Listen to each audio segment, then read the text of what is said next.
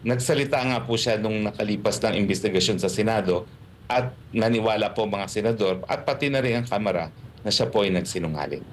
Mhm. So So, nung minsan nagsinungaling, bakit paniniwalaan ngayon po?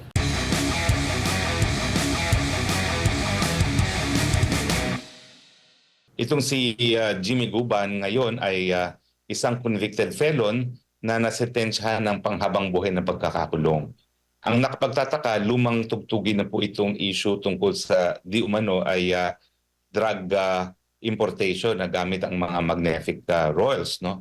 Dahil nung inimbestiga po ito ng pareho ng Kamara at saka ng Senado, nakontempt na po itong taong ito sa pagsisinungaling. So, at saka ang kanyang alam lang is sinabi sa kanya at hindi gaya nung sinabi ni Cathy Binag na nakita ko, no? Sinabi sa kanya at wala naman siyang personal na pagkakaalam. So sa tingin ko malinaw na talagang mga panahon na yon talagang ginigipit ang mga Dutertes at ang kanilang mga aliado at syempre ang inyong abang lingkod kasama na rin dyan. Opo, opo. Ay, kung maalala po ninyo, nung both houses yun sa Senado, kinontempt. Sa Kamara, kinontempted sa pagsisinungaling. Ngayon, ano ho ba ang dahilan kaya? Bakit kaya muli itong hinugot mula sa kulungan at magsalita laban mismo dito, halata naman sa mga Duterte? Well, ito talagang paninira, no? Doon kay Congressman Pulong at sa asawa mismo ng ating Vice President na si Attorney Man Scarpio, no? So ang intention talaga is sirain ang pangalan ng mga Duterte, sirain ang mga pangalan ng kanilang mga aliado gaya ng inyong abang lingkod at talagang burahin ang mga Duterte at ang kanilang aliado sa larangan ng politika ng Pilipinas. Oo, at para na rin sa kaalaman ng mga kababayan, dapat bang maniwala sila dito kay Jimmy Guban? Well, napakahirap pong paniwalaan yan kasi nakulong na nga yan ng Senado dahil sa pagsisinungaling at siya po'y convicted fellow, panghabang buhay na pagkakakulong po. Oo, at mismong si Vice President Sara Duterte na mismo, attorney, tulad ng sinasabi po ninyo, harassment, political harassment. Pero ang Kamara naman ay iginigiit o itinatanggi na may halong politika itong ginagawa nilang hearing dyan sa Kamara. Kung wala pong halong politika yan, bakit nila bubuhayin ang isang issue na naimbestigahan na nung nakalipas, no? So, hindi naman po pwede na palibasa ang investigasyon ay sa ibang administrasyon, iba maging findings. Alam naman po natin kung sino yung mga nagpa-contempt noong mga panahon na yon, no? Na unang nagbigay ng testimonya itong taong ito, no? Ang kasama po sa miyembro noon ay yung mga kagaya ni Ping Lacson, no? Senator Ping Lacson, na wala namang kaduda-duda po pagkatao. At kung di po ako nagkakamali, kinontempt din siya dyan sa Kamara sa pamamagitan din ni Congressman Akop, no? So, talaga naman pong ang dapat gawin, repasuhin na lang ng parehong Kamara ng Kongreso yung kanilang findings tungkol dito sa witness na ito. Oo, at sana din, attorney, batay na rin sa mga panawagan ng ating mga kababayan sa halip na ito, ay imbestigahan yung mga klaro ngayon. Yung totoong eyewitness, dapat ipatawag siguro si Cathy Binag at magsagawa ang Kamara ng investigasyon o hearing kung talagang totoong gumagamit ng illegal na droga ang kasalukuyang Pangulo. Well, inaasahan natin na kung magiging epektibo tayo dito sa kampanya sa pinagbabawal na gamot, dapat lahat, including ang pinakamataas na opisyales, ay hindi gumagamit. So, yung drug campaign ng administration is only as good as kung mapapatupad niya ito sa mga nagpapatakbo ng gobyerno mismo. Dahil kung hindi naman po mapapatupad dito sa mga pinakamataas na opisyales, lokohan lang po mangyayari. We will become a narco state. mhm. Attorney, ang kanyang termino na ginamit ay I was told. Kumbaga, ano ba yan? May kakabit ba natin ito sa hearsay lang? Yan talaga ang hearsay. Kasi hindi niya alam yan na sa kanyang personal na kaalaman. It is not a matter of personal knowledge. So kapag sinabihan lang siya, sabi-sabi lang yan. Kaya nga ang hearsay ang Tagalog, sabi-sabi lang.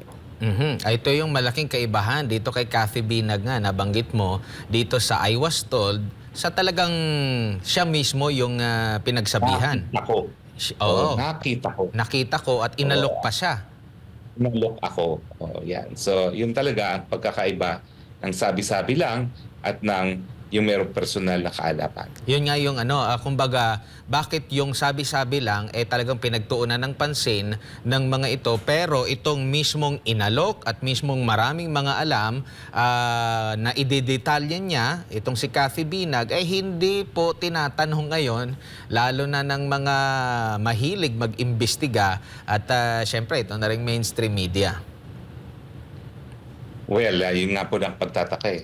Ang nakakalungkot sa mainstream media, balita naman po talaga na merong eyewitness sa paggamit ng cocaine ang ating presidente, pero hindi po binigyan ng importansya. Samantalang kahit anong batayan ang gamitin mo, newsworthy po yan.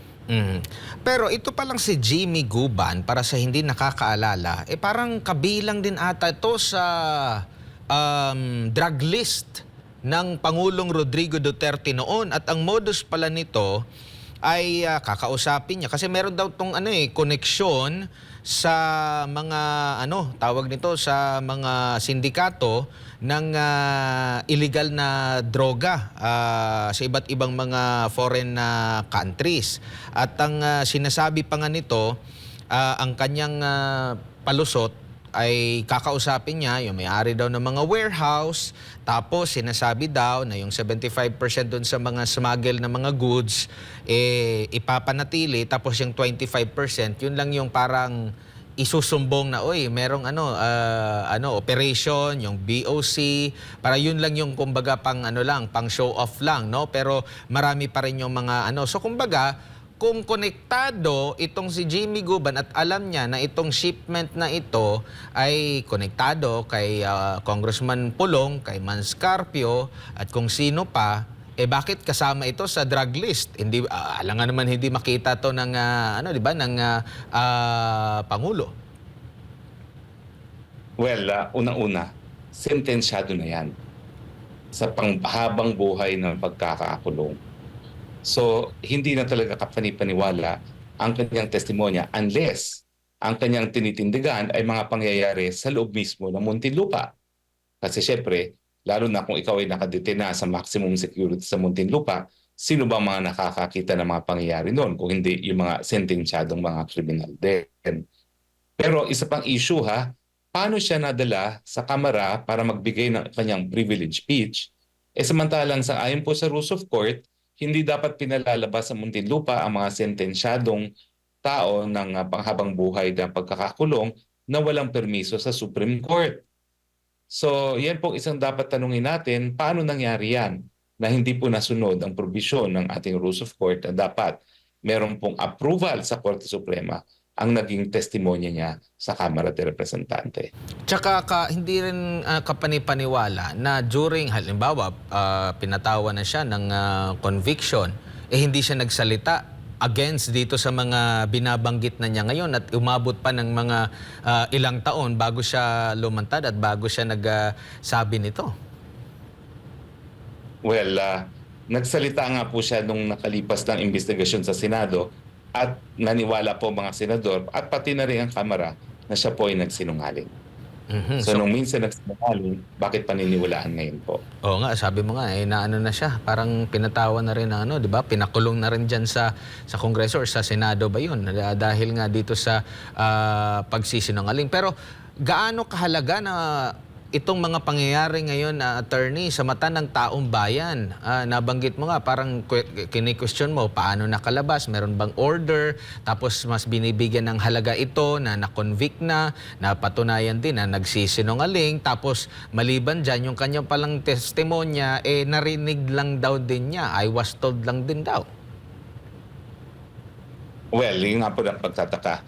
Ang tanging dahilan kaya siya ipiniresenta dun sa quad hearing na yun, para siraan si Congressman Pulong Duterte at si Attorney Mans Carpio. Ang nakakalungkot, hanggang ngayon, nakaupo naman sa Kamara de Representante itong si Congressman Pulong Duterte. So parang nawala na yung collegiality. No? Siguro kung meron silang binibintang na hindi tamang gawain, idaan sa proseso, ihain yan sa pamamagitan ng isang reklamo sa Ethics Committee.